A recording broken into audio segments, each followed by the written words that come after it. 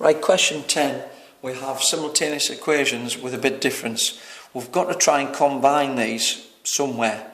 So basically we've got to rearrange these to find x on their own, or rearrange them to get y on their own. I'll just decide as I go through. So let's put the first one. Once again, we've got the denominator here, it's easy to take it across and just have everything on the numerator. So I've got x minus 1. If I take the y, it's divide, it goes to the other side, becomes times. So it's equals 3 times y minus 2. Similarly, with this one, we've got x plus 6 equals 4. Divide becomes times, so it's times y minus 1. We'll call that equation 1, we'll call that equation 2. Right, it looks as if it's going to be easier to get the x's on their own because we have to multiply out. So that's what I'm going to do. I'm going to rearrange to get the x on its own, or x as the subject of the formula. So quite easily with this one, if I just add the 1, so you've got this. X equals 3y minus 2 in brackets, 3 brackets y minus 2, and then plus 1, because minus 1 goes over to make plus 1. Look at this one, x equals 4 brackets y minus 1, and then plus 6 goes to minus 6.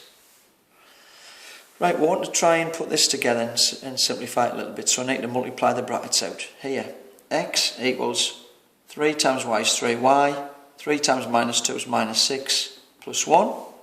Here, x equals 4 times y is 4y, 4 times minus 1 is minus 4, and we've got minus 6. Let's simplify them a little bit further. X equals 3y minus 6 plus 1 is minus 5, and then we've got x equals 4y minus 4 minus another 6 is minus 10. Right, let's just call that equation 3 and equation 4. Now notice we've got everything that balances now, because the x values in these, the simultaneous equations, so when we have graphs, at one point the x value and the y value are the same. So that means this x value must be the same as this. So this balances this side and this balances this side. So this are all the same value at that point. So that means we can equate them. So what you do is equate equation 3 and equation 4. Now I could put x equals x, but that's pointless because it's not helping anything. So what I'm going to do is put the right hand side equals the right hand side. So I've got 3y minus 5 equals 4y minus 10. Right, now we can see we've only got one unknown, and we can solve this for y. This is the smaller y value, so I'm going to take this over rather than take this over and end up with a negative. So I'm going to take this to this side. That means I'm going to take the numbers to the other side. So that minus 10 becomes a plus 10. So it's 10 minus 5 equals 4y. 3y goes across to make minus 3y.